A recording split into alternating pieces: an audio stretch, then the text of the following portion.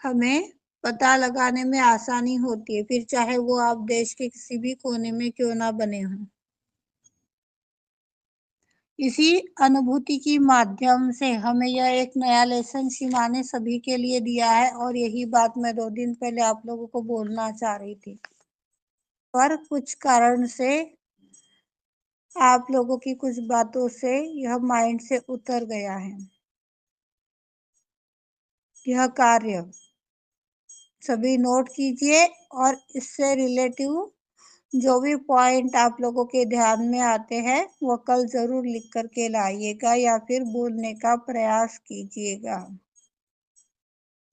सबसे पहले कि हमें अपनी समस्या क्या है और उसे कैसे सुधार सकते हैं, ये नया कार्य सीमा ने दिया है। देख लो, एक कार्य तपस्या का बना हुआ है, दूसरा कार्य माँ के आशीर्वाद कम टाइम में कैसे लेने हैं ये भी बना हुआ है, और ये तीसरा कार्य आ गया है।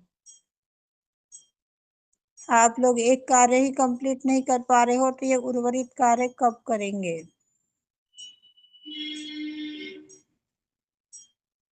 सबसे बड़ी बात, अपना मस्तिष्क काम करने लगता है। कोई भी प्रश्न पूछ सकते हैं। जब हमारा सहस्त्रार, हमारी चलने लग जाए, मस्तिष्क काम करने लग जाए, तो कोई भी सवाल ब्रह्मांड का, शरीर से जुड़ा है, मन से जुड़ा है, आर्थिक परिस्थिति से जुड़ा है, जिस किसी रूप से जुड़ा है, आप पूछ सकते हो और उसको घर बैठे ठीक भी कर सकते हो। जैसे आज दोपहर में आप सभी ने छिंदवाड़ा आने के लिए जो मेरी बाधाएं आ रही थी, जो भी बात आप लोगों को बताई गई थी, उससे कैसे हम निकल पाएंगे, इसके ऊपर कार्य किया था सभी ने। मैं बैठी हूँ अकोला, आप बैठे हो, एक नागपुर बैठा है, एक हिंडोन में बैठा है, एक अयोध्या में बैठा हुआ है। देखो कितने जगह से है।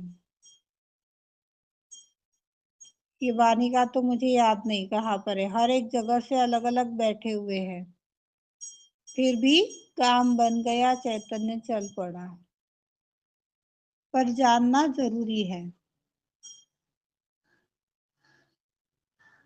और जब सीमा हमें अपने हाथों के अनुभूति की माध्यम से यदि कोई सवाल का जवाब देती है तो उसके 2 सिग्नल है, ध्यान में ले लीजिए। ठंडी हवा के रूप में यदि आ रहा है तो वो हाँ में परिवर्तित है या सकारात्मक पॉजिटिव जवाब है, और ना में है तो गर्म के रूप में आएगा या फिर चैतन्य ही खत्म हो जाएगा। इसके लिए आपको एक प्रैक्टिस बताई गई थी, एक चीज सिखाई गई थी कि दिन भर में जब भी आपको याद आए तब अपने थोड़े से दोनों हाथ घस लीजिए, सहस्त्रार पर अटेंशन को ले जाइए और अपने कुंडलनी से एक सिंपल सा सवाल करना सीख लीजिए कि हे गौरी कुंडलनी माँ, आप कहाँ हो, हमें दर्शन दीजिए। तो वो तुरंत हमारे हाथों में, चक्रों में, जिस स्थान पर बैठी वहां पर गुदगुदी सी या ठंडक के रूप में हमें अनुभव कराती है।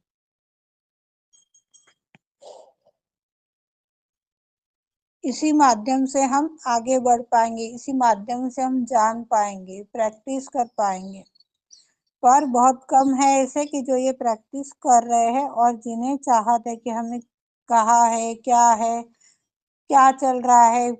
आज भी ये सब बातें बोलने के बावजूद भी कुछ भाई बहन ऐसे कि मेरे चक्र कैसे है, मेरी नाड़ी कैसी है, इसको लेकर के फोन करते हैं।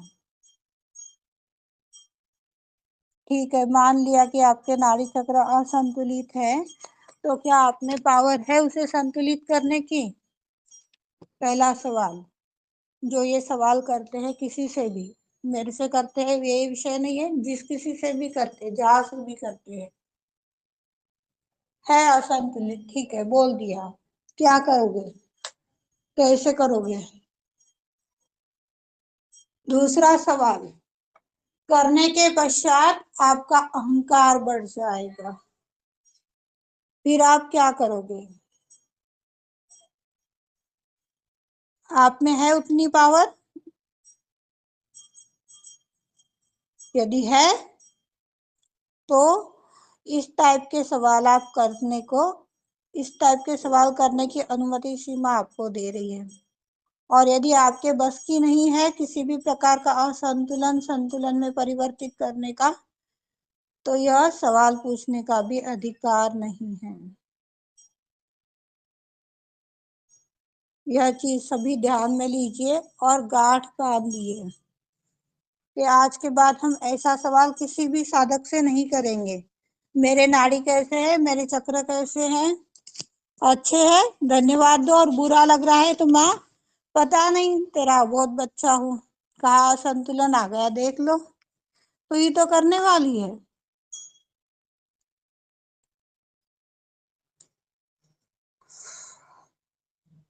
जो लोग तर्क वितर्क करते हैं, पढ़ने में हिचकिचाहट करते हैं, ऐसे लोग सबसे पहले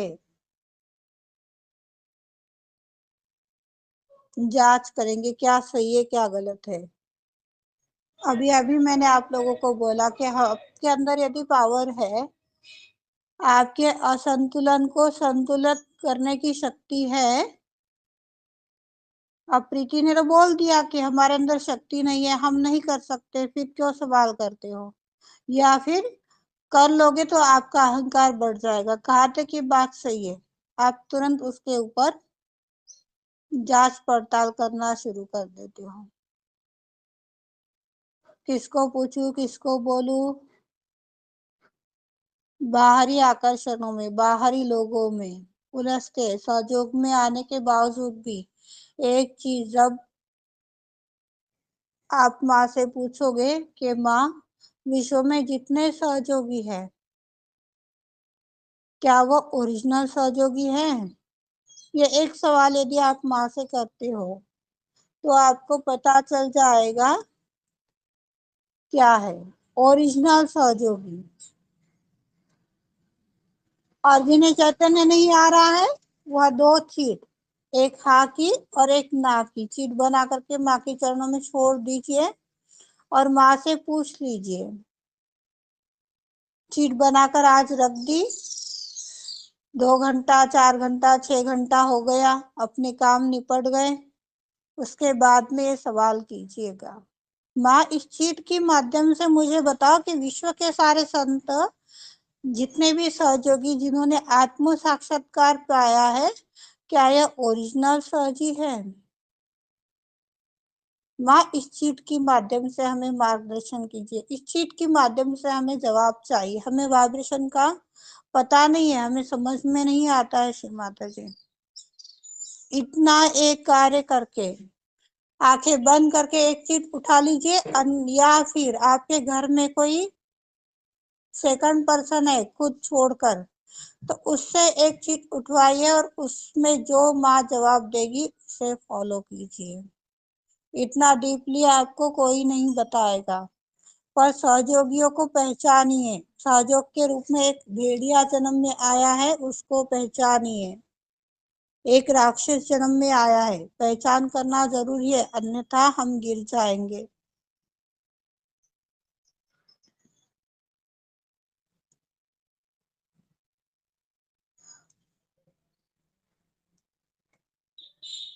जितनी भी समस्याएं हैं यह कुंडली जागरण की माध्यम से ठीक हो जाती है।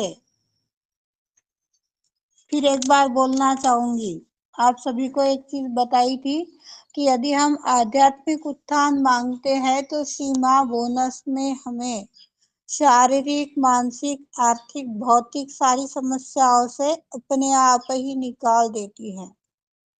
पर हम आध्यात्मिक उत्थान नहीं मांगते हैं, हम बोलते माँ मेरी पीठ दर्द कर रही है, माँ मुझे फीवर आ गया है, माँ मुझे ऐसी परेशानी है, ऐसी चिंता है। बस इतना बोल करके आप उनके साथ में वार्तालाप करते हो। बड़ा कष्ट होता है सीमा को इन सारी चीजें से, पर आध्यात्मिक उत्थान मांगते हो तो ये सारी चीजें बोनस में मिल रही है। आप खुद विचार कर लीजिए कि आपको बोनस प्रिय है, ब्याज प्रिय है या मुद्दल प्रिय है।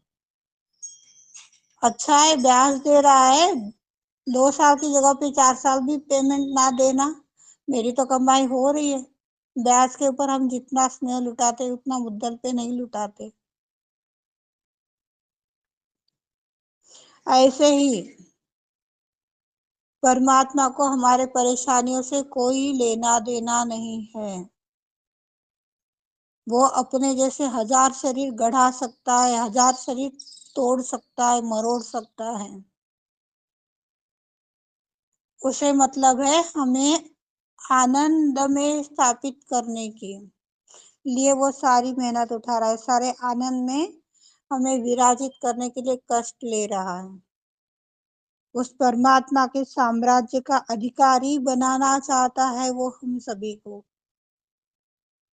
उस साम्राज्य का अधिकारी बनाने के लिए सारी व्यवस्था जो करनी चाहिए उसे उसने कर रखी है अपने अंदर। एक बार देखो तो सही, देखोगे तो पहचानोगे, पहचानोगे तो उसे एंट्री दोगे। पहचान ही नहीं है तो किसी को भी घर में आने दोगे क्या। सत्य को प्राप्त करने के का समय आ गया है, इसे प्राप्त करना है, हम सबका यह अधिकार है। आत्म साक्षात्कार पाकर के भी यदि परिपक्वता नहीं आ रही है हमारे अंदर, तो यह कुंडलनी कार्य कैसे करेगी।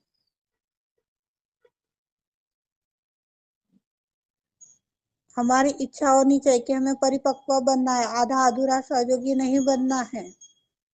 तब जाकर के यह कुंडलनी हमारे ऊपर कार्य करने लग जाएगी, तब जाकर के हम अपने जिम्मेदारियों के ऊपर उतर पाएंगे। और इच्छा ही तो अभी तक नहीं हो पा रही है। कितने भाई बहनों ने अपना कार्य कंप्लीट किया है। पार्ट 2 आज खत्म हो जाएगा, 2 मिनट का बचा है। बस रीजन बता देते हैं।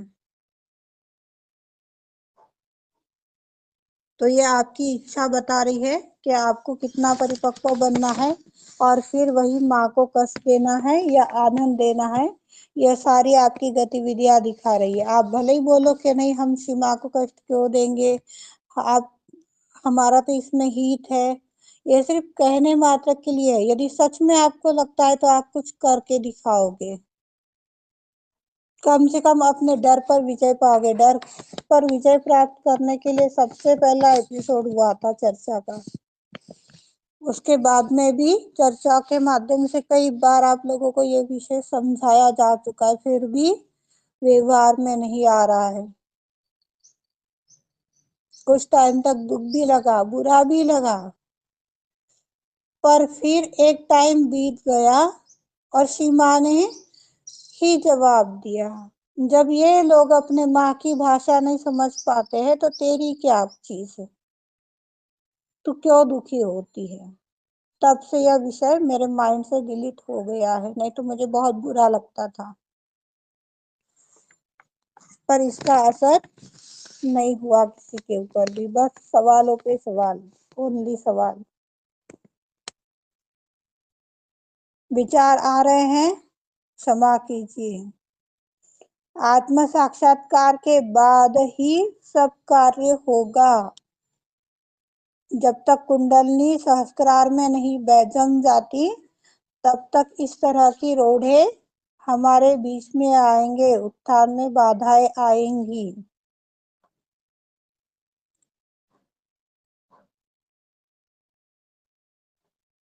कुछ भी नहीं करना है, बहस तो बिल्कुल भी नहीं करनी है। ठीक है, अच्छा लग रहा है तो धन्यवाद दे दो, बुरा लग गया तो कुछ मत बोलो, छोड़ दो उसको। जब उचित समय दिखेगा तो उसे स्नेह भाव से, प्रेम से बता दो कि आपकी ये चीज मुझे अच्छी नहीं लगी है। सामने वाला समझदार होगा तो अपनी बात मान लेगा, उसे समझने का प्रयास करेगा और आगे बढ़ेगा। यदि ये अपना परिवार है तो हमें एक मेक को बोलने का, बताने का पूरा अधिकार है यार। यदि ग्रुप मान रहे हो तो कुछ नहीं होने वाला है, फिर तो कोई अधिकार की बात ही नहीं रह गई, क्योंकि चार लोग जगह के चार सिर्फ सहयोगी है। परिवार बोला तो एक हिस्सा, सीमा का अंग प्रत्यंग।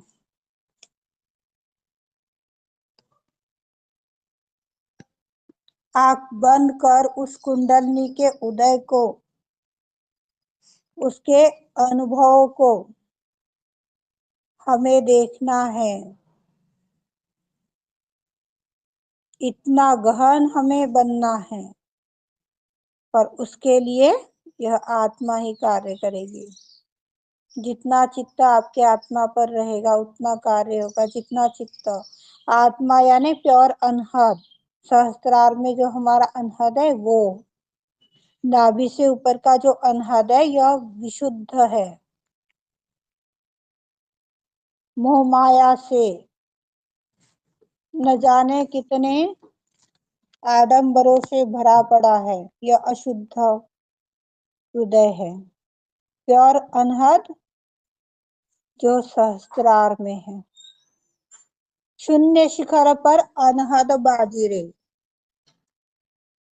कबीरदास जी ने बताया है।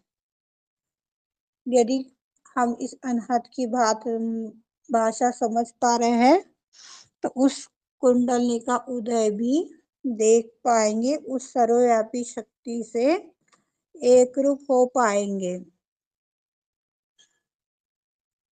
यह किसी हिप्नोटिज्म की या मैग्नेटिज्म की शक्ति नहीं है, प्योर शक्ति है जो हमें परमात्मा से एक रूप कराती है, हमें बोध दिलाती है।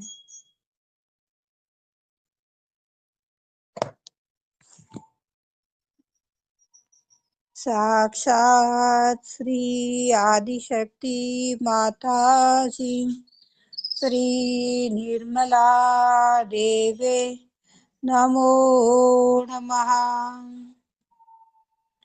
निर्विचारिता का मंत्र लेंगे, उसके पश्चात समापन। ओ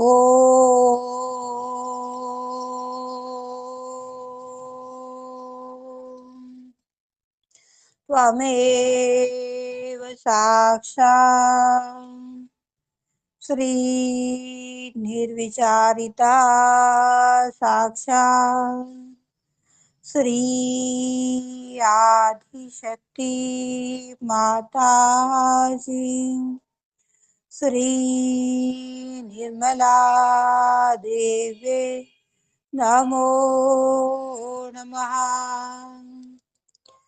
ओ